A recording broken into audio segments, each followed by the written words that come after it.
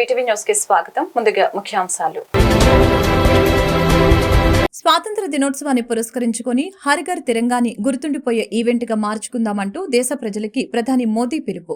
తన ప్రొఫైల్ చిత్రాన్ని త్రివర్ణ పతాకంగా మార్చుకున్న మోదీ ప్రజలు కూడా అలాగే చేసి ట్వీట్ షేర్ చేయాలని సూచన.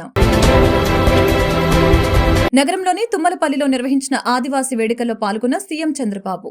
సాంప్రదాయ నృత్యాలు, డప్పు వాయిద్యాలతో ఘనంగా సీఎంకు స్వాగతం పలికిన ఆదివాసీలు. గత ప్రభుత్వం ఆదివాసీలను పట్టించుకోలేదని సీఎం విమర్శ. గిరిజనుల అభివృద్ధికి పురోగతి సాధించాలన్న సంకల్పంతో ఐటీడీఏని ఎన్టీఆర్ స్థాపించారని మంత్రి గుమ్మడి సంధ్యారాణి వెల్లడి. ఐటీడీఏ వచ్చిన తర్వాత గిరిజన సోదరులు, మహిళలు ఎలా ఉండాలి అనేది తెలిసిందని వ్యాఖ్య. గత 5 ఏళ్ల పాలనలో ఆర్టీసీని నాశనం చేశారని మంత్రి కొల్లు రవీంద్ర ఆగ్రహం. విలీనం పేరుతో ఆర్టీసీ కార్మికుల జీవితాలతో చెలగాటమాడారని విమర్శ. ఆర్టీసీ బలోపేతానికి కూటమి ప్రభుత్వం కట్టుబడి ఉందని వ్యాఖ్య. స్వాతంత్ర దినోత్సవం సమీపిస్తున్నందున హర్ ఘర్ తిరంగా గుర్తుండిపోయే ఈవెంట్ గా మార్చుకుందామంటూ ప్రధాని నరేంద్ర మోదీ దేశ ప్రజలకు పిలుపునిచ్చారు. నేను నా ప్రొఫైల్ చిత్రాన్ని త్రివర్ణ పతాకంగా మార్చుకుంటున్నాను, మీరు కూడా అలాగే చేయండి. జాతీయ జెండాలతో ఉన్న మీ సెల్ఫీలను harghar-tiranga.com లో షేర్ చేయండి అని మోదీ ట్వీట్ చేశారు. మైదాన ప్రాంతాల్లో ఉన్న ఆదివాసుల జీవన ప్రమాణాలు, పరిస్థితులు ఇప్పటికీ దుర్భరంగా ఉన్నాయని, గత ప్రభుత్వం ఆదివాసులను పట్టించుకోలేదని సీఎం చంద్రబాబు విమర్శించారు. ఆదివాసులు తమ కష్టాలను, సమస్యల్ని చెప్పే అవకాశం లేకుండా చేశారని, గడిచిన 5 ఏళ్లలో ఆదివాసులను పట్టించుకోలేదని అన్నారు. ఆదివాసుల కోసమే అరకు కాఫీని పెద్ద ఎత్తున ప్రమోట్ చేశామని, ప్రధాని మోదీనే దానికి బ్రాండ్ అంబాసిడర్ గా నిలిచారని వ్యాఖ్యానించారు. విజయవాడ తుమ్మలపల్లి కళాక్షేత్రంలో నిర్వహించిన ప్రపంచ ఆదివాసుల దినోత్సవ వేడుకలకి ముఖ్య అతిథిగా హాజరయ్యారు. తొలుత ఆయనకు ఆదివాసీలు సాంప్రదాయ నృత్యాలు, డప్పు వాయిద్యాలతో ఘనంగా స్వాగతం పలికారు. అనంతరం ఆదివాసీల డప్పును మోగించారు.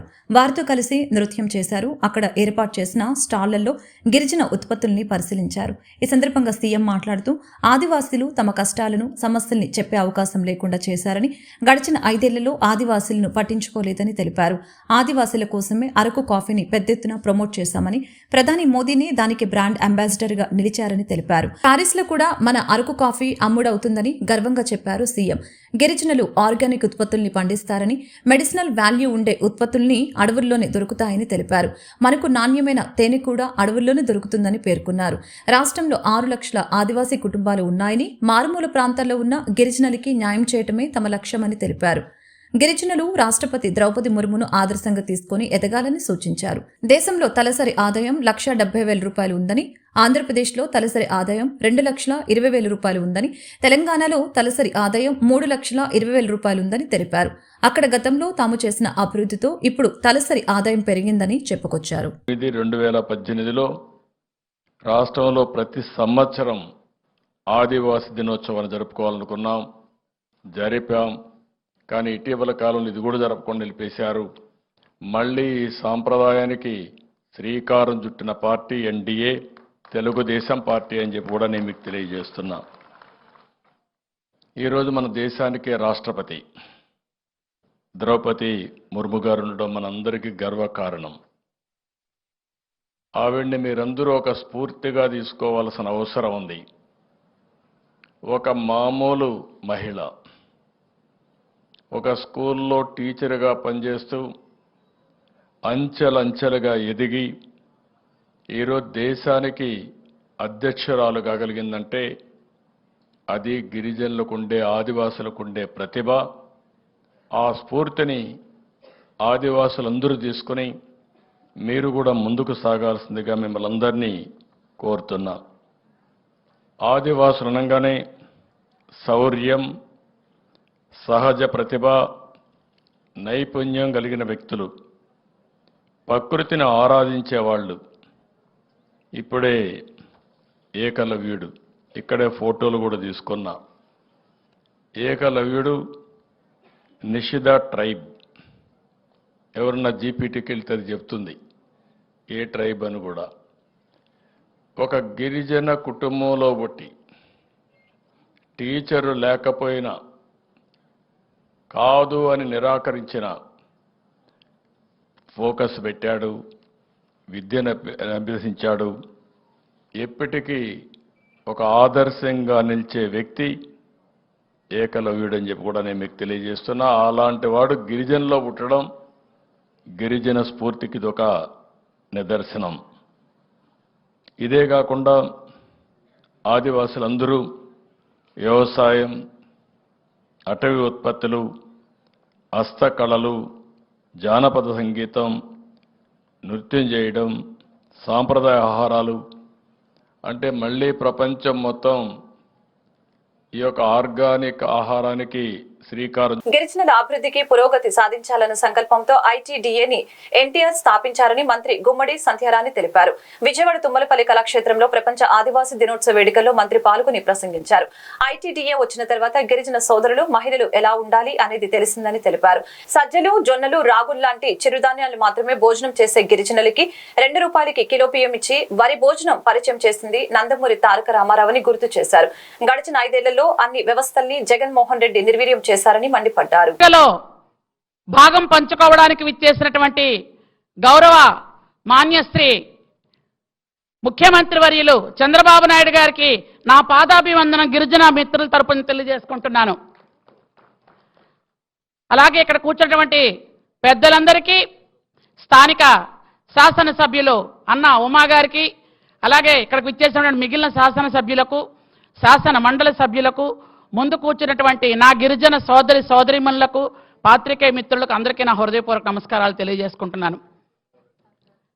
ఎక్కడో విసిరేసినట్టుగా ఊర్లుండి, అక్కడక్కడ పల్లెలుండి, ఎక్కడో అటవీ ఉత్పత్తుల్ని అరకొరగా తెచ్చుకొని అమ్ముకొని కడుపు నింపుకుంటున్నటువంటి గిరిజన సోదరిమణులకు కొన్ని దశాబ్దాలుగా అలాగే జీవనం గడుపుతున్న సమయంలో గిరిజనుల సోదరుల బ్రతుకు ఎంత దుర్బలంగా ఉందా అని ఆలోచించి విశ్వవిఖ్యాత నట సార్వభౌములు నందమూరి తారక రామారావు గారు మొట్టమొదటిసారిగా గిరిజనుల అభ్యున్నతి కోసం, గిరిజనుల పురోగతి కోసం, గిరిజనులందరినీ అభివృద్ధి చెయ్యాలని ఆ రోజు సంకల్పించి ఐటీడీఏను మొట్టమొదటిసారిగా తెరిపారు.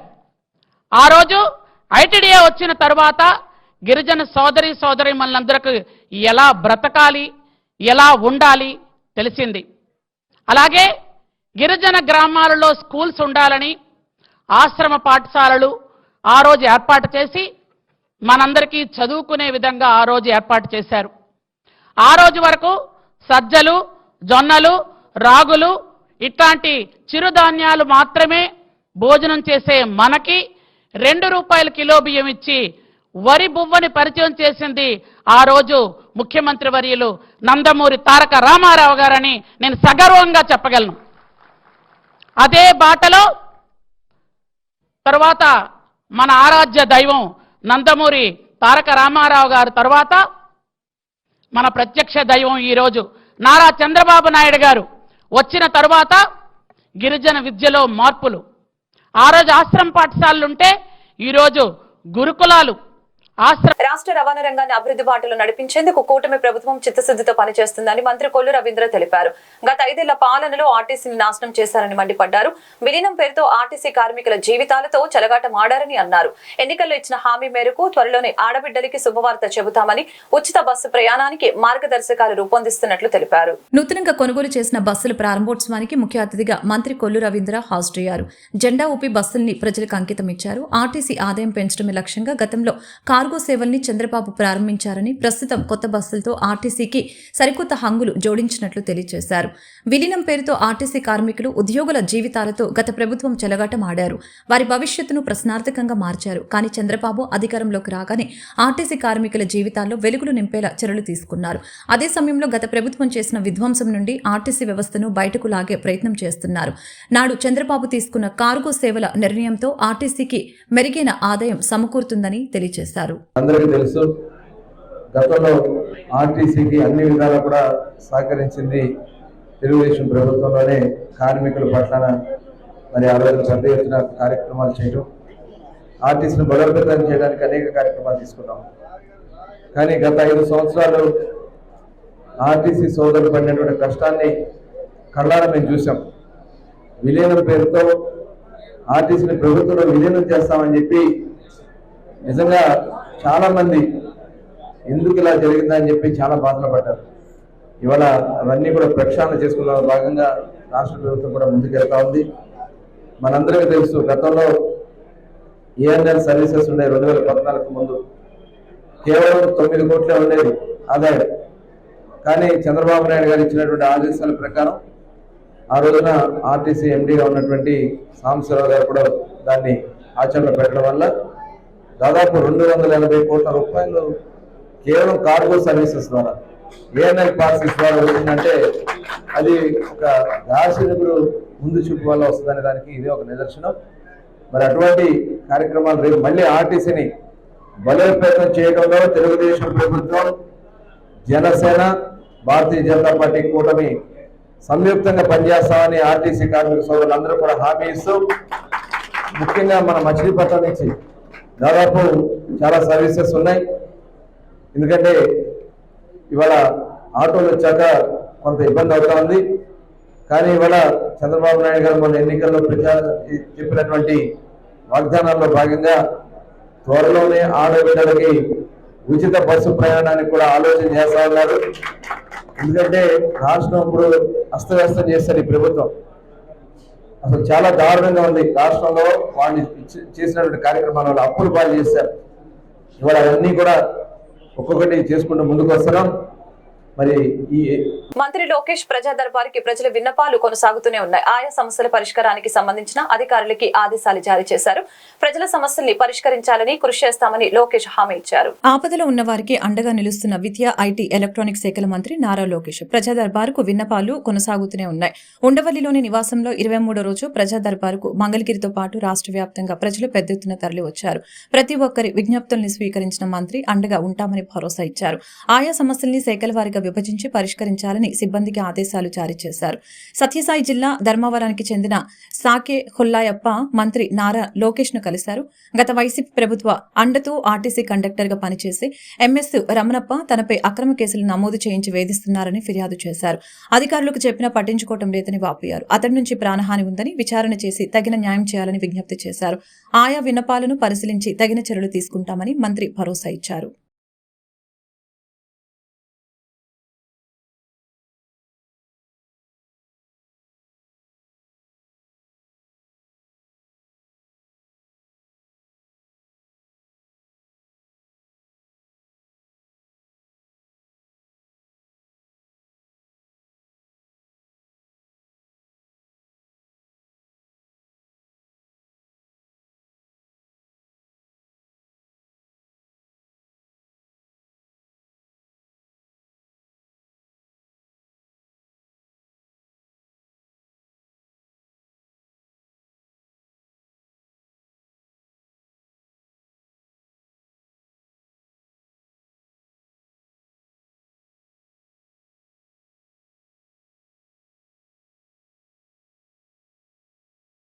ఏపీలో వైసీపీకి వరుస షాకులు తగులుతూ ఉన్నాయి. ఆ పార్టీకి చెందిన పలువురు నేతలు రాజీనామా బాట పడుతున్నారు. పిఠాపురం మాజీ ఎమ్మెల్యే పెండం దొరబాబు రాజీనామా చేశారు.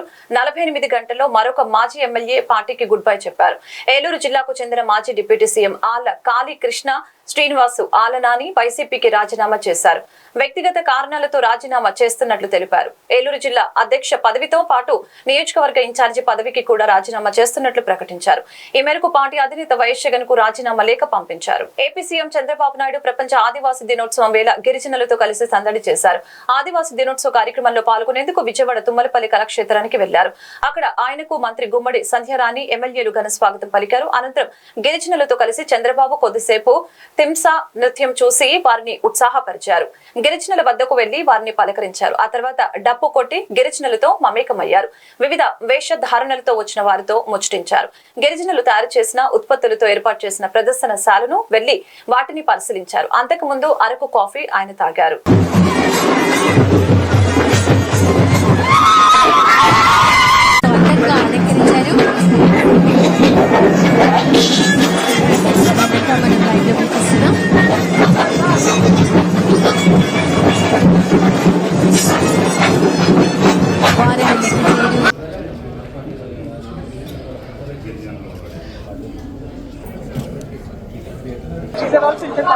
ఏంటే కాఫీనా? అందరికి ఇవ్వండి. ఇక్కడ ఎమ్మెల్యేస్ కూడా ఉంటారు చూడండి, నాన్ ట్రైబల్స్, బొండ ఉమా గారు వాళ్ళు ఉంటారు చూడండి. వెంకట్రావు వాళ్ళందరూ తీసుకో కన్నబాబు.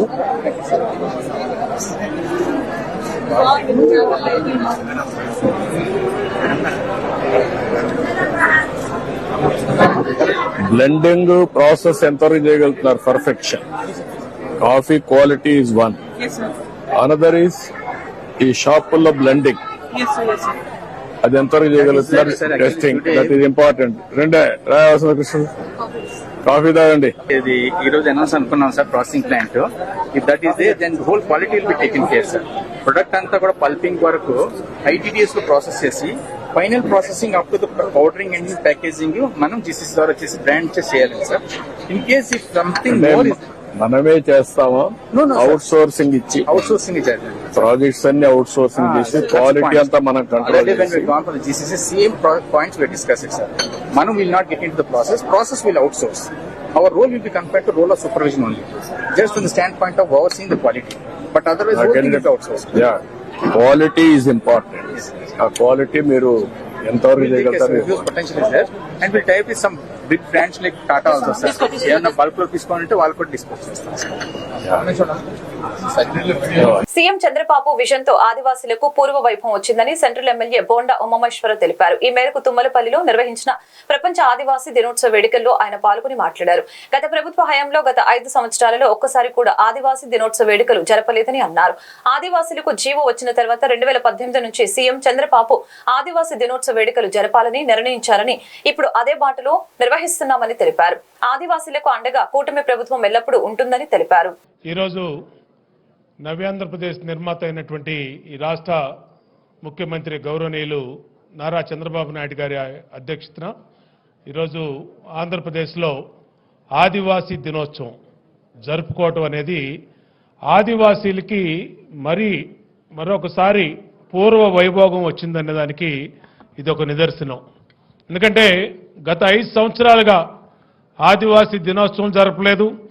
ఆ రోజు తెలుగుదేశం ప్రభుత్వంలో గౌరవ ముఖ్యమంత్రి చంద్రబాబు నాయుడు గారు జీవో నెంబర్ 127 తీసుకొచ్చి 2018లో ప్రతి సంవత్సరం ఆగస్టు 9వ తారీఖు నాడు ఆదివాసీ దినోత్సవం జరపాలని చెప్పి, ఆదివాసీ బిడ్డలకు అండగా ఉండాలి, ఆదివాసీ కుటుంబాలకు అండగా ఉండాలని ఏ సదుద్దేశంతో ఆయన ఆ రోజున తీసుకొచ్చారో గత 5 సంవత్సరాలు కూడా నిర్లక్ష్యానికి గురైందనే విషయం ఆదివాసీ సోదరులందరూ వారందరూ కూడా బాధపడిన విషయం మనందరికీ తెలుసు. గతంలో తెలుగుదేశం ప్రభుత్వ హయాంలో 2014-2019 హయాంలో ఆదివాసులకి దినదిన వైభోగం ఆ రోజున ఉండేది. ప్రతిరోజు ఒక స్వర్ణయుగం లాంటి చంద్రబాబు గారి పరిపాలనలో ఏ కష్టం ఏ ఇబ్బందులు లేకుండా జరిగినటువంటి పరిస్థితి. ఎందుకంటే ఆదివాసీ కుటుంబాలకి ఆ రోజున జననం నుంచి మరణం దాకా బిడ్డ పుడితే డబ్బులు ఇచ్చేవాళ్ళం, చనిపోతే 2 లక్షల రూపాయలు బీమా ఇచ్చేవాళ్ళం, ప్రమాదంలో చనిపోతే 5 లక్షల రూపాయలు బీమా ఇచ్చేవాళ్ళం. అంతేకాకుండా ఏ గూడెంలోంచి కొండల మించి గూడెల్లోంచి కోయగూడెల్లోంచి ఉన్నటువంటి వాళ్ళకి కనీస సదుపాయాలు పెట్టాలని ఆ రోజున బైక్ అంబులెన్స్ని సర్వీస్ని ప్రారంభించి ఆ బిడ్డల్ని కంటికి రెప్పలాగా కన్న బిడ్డల్లాగా చూసుకున్నటువంటి చరిత్ర గౌరవ ముఖ్యమంత్రి నారా చంద్రబాబు నాయుడు గారిది. అటువంటి హయాం నుంచి నరక కోపంలాగా 2019 నుంచి 2024 వరకు ఆదివాసీలు పట్టించుకోని పరిస్థితిలో అన్ని రంగాలలో వెనుకబడిన స్థితిలో ఈరోజు మళ్ళా వాళ్ళకి పూర్వ వైభోగం వచ్చింది. ఏదైతే ప్రపంచం మొత్తం ఆదివాసీలకు అండగా ఉండే విధంగా ఐక్యరాజ్య సమితి డిసైడ్ చేసిందో ఆగస్టు 9 ప్రతి సంవత్సరం కూడా ఆదివాసీ దినోత్సవం జరపాలని ఈ సంవత్సరం తొలిసారి గవర్నమెంట్ వచ్చినటువంటి తొలి ఆగస్టు 9వ తారీఖు నాడు విజయవాడ సెంట్రల్ నియోజకవర్గంలో ఈ కార్యక్రమాన్ని జరుపుకోవడం సంతోషం అని తెలియజేసుకుంటూ, గతంలో ఆదివాసీలకి ROFR పట్టాలు ఇచ్చి 77,491 మందికి పట్టాలు ఇచ్చింది కానీ, అలాగే వాళ్ళకి గిరిగోరు ముద్దు కానీ గిరిపృతికి కానీ పెళ్లికి విజయవాడలో ఎక్కడ చూసినా డ్రైనేజీ సమస్య ఎక్కువగా ఉందని తూర్పు నియోజకవర్గ ఎమ్మెల్యే గద్దె రామ్మోహన్ రావు తెలిపారు. స్ట్రాంగ్ వాటర్ డ్రైనేజీ పనుల్ని గత ప్రభుత్వం పూర్తి చేయకపోవడం వలన వర్షపు నీరు ఎక్కడికక్కడ నిలిచిపోయి ప్రజలు ఇబ్బందులు పడే పరిస్థితి ఉందని అన్నారు. విజయవాడ తూర్పు నియోజకవర్గం 4వ division LIC colony Nelson Mandela park ఏరియాలో ప్రజా సమస్యలపై ఎమ్మెల్యే గద్దె రామ్మోహన్ పర్యటించారు. ఈ సందర్భంగా డ్రైనేజీ పనుల్ని పరిశీలించడంతో పాటు సమస్యల్ని అడిగి తెలుసుకున్నారు. అనంతరం మీడియాతో మాట్లాడారు. అండర్ గ్రౌండ్ డ్రైనేజీ సమస్యలు ఎక్కువగా ఉన్నాయని, అందువలన ప్రజలు ఎక్కువగా ఇబ్బందులు పడుతున్నారని చెప్పారు. గత వైసీపీ ప్రభుత్వం స్ట్రాంగ్ వాటర్ డ్రైనేజీ పనుల్ని నిర్లక్ష్యం చేసిందని, కేటాయించిన నిధుల్ని కూడా పక్కదోవ పట్టించిందని ఆరోపించారు. నేడు వర్షపు నీరు రోడ్లపై నిలిచిపోవటానికి కారణం వైసీపీ అని అన్నారు. అందుకే స్ట్రాంగ్ వాటర్ డ్రైనేజీ పనులపై ఎన్డీఏ కూటమి ప్రభుత్వం ప్రత్యేక దృష్టి సారించిందని, అవసరమైతే ఎంపీ నిధులు కూడా వెచ్చించి పనులు పూర్తి చేసేలా చర్యలు తీసుకుంటామని తెలిపారు. కార్యక్రమంలో డివిజన్ కార్పొరేటర్ జాస్తి సాంబశివరావు మరియు టీడీపీ నేతలు, మున్సిపల్ అధికారులు పాల్గొన్నారు. ఈ కాలనీ పరిసర ప్రాంతాలు, అదేవిధంగా క్రూస్రాజపురం కొండ ప్రాంతం ఇవన్నీ కూడా కలిసి చిన్నపాటి వర్షానికి కూడా రోడ్లు మురిగే పరిస్థితి ఏర్పడుతోంది. ఇక్కడ రోడ్లన్నీ సిమెంట్ రోడ్లైనా తార్ రోడ్లైనా ఈ రోడ్లన్నీ కూడా డ్యామేజ్ అవుతున్నాయి. దీనికల్లా ఏకైక పరిష్కార మార్గం స్టార్ వాటర్ డ్రైన్లు మాత్రమే పరిష్కార మార్గం. అందుకే గత ప్రభుత్వంలో నారా చంద్రబాబు నాయుడు గారు ముఖ్యమంత్రిగా ఉన్నప్పుడు 2014-19లో ఈ స్టామ్ వాటర్ కోసం కేంద్ర ప్రభుత్వం యొక్క సహకారంతో 500 కోట్లు తీసుకురావడం జరిగింది. దాని తర్వాత వచ్చిన ప్రభుత్వం ఆ నిధుల్ని సక్రమంగా వినియోగించకపోవటం వలన, కాంట్రాక్టర్ని అగౌరవపరచడం వలన అవన్నీ కూడా ఆగిపోవడంతో ఎక్కడ పనులు అక్కడ ఆగిపోయి నిత్యం ముంపుకు గురవుతున్నాయి. ఇది మరలా ఒక ప్రణాళికగా తీసుకుని ఎంపీ గారి సహకారంతో, చంద్రబాబు గారి యొక్క అనుమతితో మరలా ఆ నిధుల్ని మరలా వాటికి కొంత చేర్చి ఎక్కువ మొత్తాన్ని తీసుకొచ్చి విజయవాడ నగరం అంతా కూడా నీరు పడగానే వెళ్ళిపోయేటట్టుగా చేయాలనేది మేము ముగ్గురు శాసనసభ్యులు కూడా ఆలోచిస్తూ ఉన్నాం. అది ముఖ్యమంత్రి గారి దృష్టికి కూడా తీసుకెళ్ళాము, చంద్రబాబు గారి దృష్టికి. ఆయన కూడా కేంద్ర ప్రభుత్వంతో మాట్లాడుతున్నారు. అది ఒక్కటే మాత్రమే దీనికి పరిష్కారం. దానికంటే కూడా ఇక్కడ ఏం లేదు. ఇక్కడ ఏమవుతుంది, గంజాయి, బీర్లు అన్నీ తీసుకొచ్చి తాగేసి బాటిల్స్ పార్క్లో పడేస్తూ ఉంటారు. మా వాచ్మ్యాన్ కనుక వాళ్ళని పలకరిద్దామంటే ఆయనకి భయమే. ఒకసారి ఏమన్నారంటే, నీ పని నువ్వు చూసుకో, లేకపోతే రేపు నువ్వు ఉండవు ఇక్కడ అన్నారు. భయపడిపోయాడు ఆ మాటలకి ఆయన. అంతంత మాటలేసి అంటుంటారు. మేము కూడా ఎవరం బయటికి రాము మాట్లాడటానికి, మేము సరిపోమని ఊరుకుంటున్నాం. కానీ ఒక చంద్రబాబు నాయుడే వీళ్ళే చేస్తారని కాదు, కాలనీ అసలు అందరూ కూడా ఒక్కటి అవ్వాలి. సంఘటితం అయితేనే ఏ పనైనా అవుతుంది. నేను కూడా ముందు ఉండగలను, ఉంటాను కూడాను. ఎందుకంటే నాకు కూడా కొంత అవగాహన ఉండి చేయాలని అనిపిస్తుంది, సొసైటీకి చేసుకోవాలని. ఇక్కడ 42 చెట్లు పాతాను కాలనీలో. వాటి కొన్నాళ్ళు నేనే నీళ్లు పోయించాను.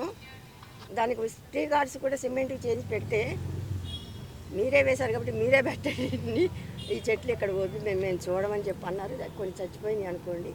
అందుకని బాధ్యత తీసుకోవాలి. ఒక మొక్క పెట్టామంటే ఆ మొక్కని పెంచి పెద్దదయ్యే వరకు మన బాధ్యత తీసుకోవాలి. అసలు ఇంటి ముందు 42 పెట్టాం కాలనీ మొత్తానికి. ఇప్పుడు కూడా కొన్ని ఉన్నాయి. అందుకని ప్రతి ఒక్కరు నాది అనుకుని చేసుకుంటే ప్రాబ్లమ్స్ ఉండవు ఎక్కడైనా సరే. నేను డాక్టర్ వసుంధరాదేవి, రమేష్. దేశ సంపదను, సహజ వనరుల్ని కొల్లగొడుతూ దేశాన్ని పట్టి పీడిస్తున్న బహుళజాతి కంపెనీల్ని తరిమికొట్టాలని రైతు సంఘం నేత, మాజీ మంత్రి వడ్డే శోభన అదృశ్వరావు రైతాంగానికి పిలుపునిచ్చారు. వ్యవసాయ రంగాన్ని, పారిశ్రామిక రంగాన్ని శాసిస్తూ కంపెనీల అనుకూల చట్టాల్ని ప్రభుత్వాలు మార్చడం దుర్మార్గమని తెలిపారు. ఎన్టీఆర్ జిల్లా కార్మిక, కర్షక సంఘాల నేతృత్వంలో విజయవాడ లెనిన్ సెంటర్లో నిరసన కార్యక్రమం జరిగింది. ఈ సందర్భంగా వడ్డే శోభన అదృశ్వరావు మాట్లాడుతూ, పారిశ్రామిక రంగంలో 42 కార్మిక చట్టాలు రద్దు చేసి 4 లేబర్ కోడ్ల విధానాలను తీసుకురావడానికి తక్షణమే ఉపసంహరించుకోవాలని డిమాండ్ చేశారు. వ్యవసాయ రంగంలో తీసుకువచ్చిన 4 చట్టాలని రద్దు చేసినప్పటికీ పరోక్షంగా అదే విధానాలను కొనసాగిస్తున్నారని ఆవేదన వ్యక్తం చేశారు. ఏడాది పాటు రైతాంగ పోరాట డిమాండ్లను నేటికి పరిష్కారం చేయలేదని విమర్శించారు. బ్యాంకుల్ని ఎగ్గొట్టిన బడా కంపెనీలకు రుణాలు మాఫీ చేయడమే కాకుండా కొత్తగా మళ్లీ రుణాలు మంజూరు చేశారని విమర్శించారు. దేశ ప్రజలకు అన్నం పెట్టే రైతులకి మాత్రం నోట్లో మట్టి కొట్టారని మండిపడ్డారు. బీజేపీ నేతృత్వంలోని కేంద్ర ప్రభుత్వం బడా కంపెనీల పక్షాన దేశానికి దేశానికి అన్నం పెట్టే రైతుల పక్షమో తేల్చుకోవాలని సవాల్ విసిరారు.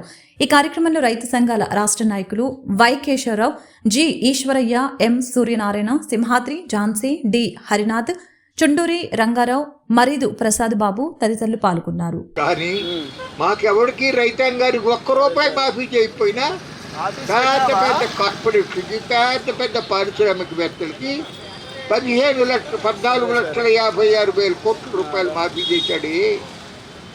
కట్టగలిగిన స్తోమతుండి కూడా వీళ్ళు కడతలేదు అని చెప్పి బ్యాంకులే కొంతమంది పేర్లు చెప్పినాయి. అటువంటి వాళ్ళకు కూడా 70,000 కోట్ల మాఫీ చేసాడు మహానుభావుడు. ఏ రైతులు ఏం పాపం చేసుకున్నారని నేను అడుగుతా ఉన్నా. కాబట్టి ఖచ్చితంగా రుణమాఫీ జరగాలి. కేరళ రాష్ట్రం చిన్న రాష్ట్రం అండి. ఆ కేరళ రాష్ట్రంలో ధాన్యానికి అక్కడ స్వామినాథన్ కమిషన్ సిఫార్సు అమలు చేస్తూ ఉన్నాడు పినరాయి విజయన్. కూరగాయలకి, పండ్లకి కూడా కనీస మద్దతు ధర నిర్ణయించారు. వినియోగదారుడికి అమ్మాల్సినటువంటి రేటు కూడా నిర్ణయించారు.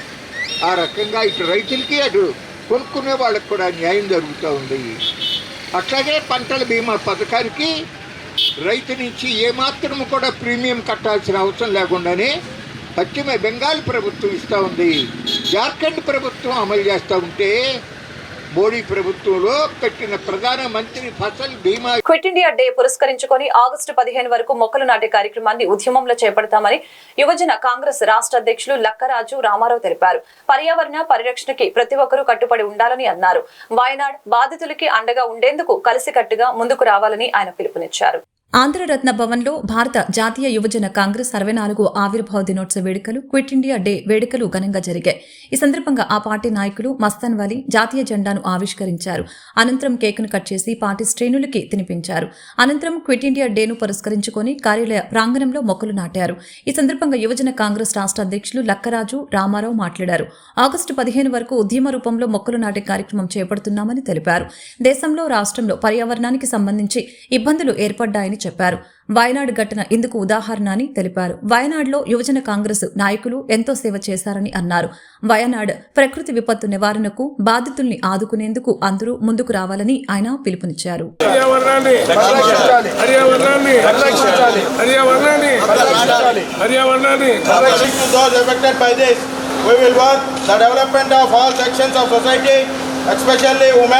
స్ఫూర్తి ఇచ్చి భారతీయులందరినీ కూడా ఐకమత్యంగా ఒక సంగ్రామం నడపడానికి, భారతీయులందరూ కూడా ఐకమత్యంగా బ్రిటిష్ వాళ్ళ యొక్క బానిస సంఖ్యలకు వ్యతిరేకంగా పోరాటానికి మరి పునాది ఈ క్విట్ ఇండియా ఉద్యమం. ఈ క్విట్ ఇండియా ఉద్యమం ద్వారాగా భయపడిన రవి అస్తమించిన బ్రిటిష్ సామ్రాజ్యాన్ని గడగడలాడించినటువంటి మహా ఉద్యమం ఏదయ్యా అంటే అది క్విట్ ఇండియా ఉద్యమం. ఈ క్విట్ ఇండియా ఉద్యమం ద్వారాగా ఈ దేశంలో భారత జాతి, మరీ ముఖ్యంగా యువత, ఒక అగ్నికణంలాగా బ్రిటిష్ వాళ్ళకి వ్యతిరేకంగా పోరాడితే ఆ రోజు రెండో ప్రపంచ యుద్ధం జరుగుతున్నటువంటి పరిస్థితులు.